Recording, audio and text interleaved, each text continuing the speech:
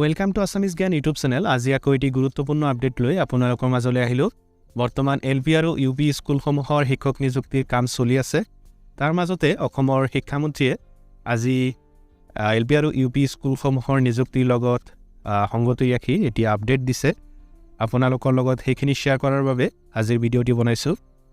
আপোনালোকৰ মাজৰ যিসকলে এছএছ বেটাৰমেণ্ট অৰ্থাৎ এছঅছ এক্সাম দিছিলে সেইসকলৰ বাবে আজিৰ ভিডিঅ'টি বহুত গুৰুত্বপূৰ্ণ হ'ব। আৰু যিসকলে এছঅছ এক্সাম দিম বুলি ভাবি আছে সেইসকলো ভিডিঅ'টি চাব পাৰে। তো আপোনালোকৰ যিসকলে এছঅছ নাইবা এছএছ বেটাৰমেণ্ট দিছিলে আৰু এলপি ইউপি স্কুলৰ শিক্ষকৰ নিযুক্তিৰ বাবে আবেদন কৰিছে সেইসকলৰ মাৰ্কছখিনি শিক্ষামন্ত্ৰীয়ে এবাৰ কঠোৰভাৱে নিৰ্দেশ দিছে ডিপাৰ্টমেণ্টক যে চালি জাৰি চাব লাগে। তো যিসকলে লিগেলি এক্সামখিনি দিছে সেইসকলে চিন্তা কৰিব নালাগে। তো আপোনালোকে বহুতে কনফিউজ হৈ আছে যে এইবাৰ এছঅছৰ মাৰ্কছখিনি এড হ'ব নে নাই টেটত। তো বহুত ছ'চিয়েল মিডিয়াত তেনেকুৱা কথা বহুত পাইছোঁ যে এছঅছৰ মাৰ্কছখিনি এইবাৰ বাতিল হ'ব বা এড নহয়। তো শিক্ষামন্ত্ৰীয়ে কোৱা কথাখিনি আপোনালোকে ভালদৰে শুনিব। এছঅছৰ যিসকলে পৰীক্ষা দিছিল সেইসকলৰ এটা ক্ৰাইটেৰিয়া তাতে ধৰি দিছে যে আপোনালোকে যেতিয়া ফ্ৰেছ হায়াৰ ছেকেণ্ডেৰী দিছিলে তেতিয়া যি কেইটা ছাবজেক্ট তাতে আছিলে সেইকেইটা ছাবজেক্টৰ ওপৰত কিন্তু আপোনালোকে বেটাৰমেণ্ট দিব লাগিব। আৰু এইটো একেবাৰে লিগেল কথা, কাৰণ আপুনি বেটাৰমেণ্টহে দিছে, আপুনি নতুন এক্সামটো দিয়া নাই। যিহেতু বেটাৰমেণ্ট দিছে তেতিয়াহ'লে পুৰণা ছাবজেক্টৰ ওপৰতে কিন্তু আপুনি বেটাৰমেণ্ট দিব লাগিব।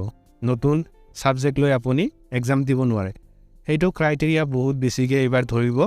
তো আপোনালোকৰ যিসকলে পুৰণা ছাবজেক্টখিনিৰ ওপৰত বেটাৰমেণ্ট দিছিলে বা এছঅছ এক্সাম দি মাৰ্কছ ইনক্ৰিজ কৰিছে সেইখিনি মাৰ্কছ কিন্তু আপোনাৰ এড হ'ব। কিন্তু কিছুমানে এনেকুৱা কৰিছে ইভিএছ ছাবজেক্টটো লৈছে বা তেনেকুৱা ধৰণৰ আৰ্ট, তো সেইবিলাক ছাবজেক্ট কিন্তু এলাউ নকৰে। আৰু এডভাৰ্টিজমেণ্টত ভালদৰে লিখাই আছে যে আদাৰ ছাবজেক্টৰ মাৰ্কছখিনি এড নহয়। তো সেইখিনি যোৱা বছৰ ৰিক্ৰুটমেণ্ট প্ৰচেছত সেইখিনি ভালদৰে চোৱা নাছিল, যাৰ বাবে বহুত বেছি কাট অফ হৈছিল। তো আদাৰ ছাবজেক্টবিলাকত মাৰ্কছ বেছি আহে, সেইবাবে কাট অফ বেছি যোৱাৰ চান্স থাকে। তো আপোনালোকৰ যদি চেম ছাবজেক্ট আছে বা পূৰ্বতে লোৱা ছাবজেক্টখিনিৰ ওপৰতে বেটাৰমেণ্ট দিছে, বেটাৰমেণ্ট মানেই হৈছে আপুনি যিটো ছাবজেক্টত আগতে পৰীক্ষা দিছিল সেইটো ভাল কৰাৰ বাবে পৰীক্ষা দিয়া। তো আপুনি নতুন ছাবজেক্ট ল'বই নোৱাৰে, সেইটো বেটাৰমেণ্ট নহ'ল, এইটো ফ্ৰেছ এক্সামহে হ'ব। ছ'চিয়েল মিডিয়াত আপোনালোকে পাব যে এছঅছৰ মাৰ্কছখিনি এড নহয় এইবাৰ, কিন্তু এছঅছৰ মাৰ্কছ এড হ'ব যদিহে আপোনাৰ ছাবজেক্টৰ লগত মিল আছে।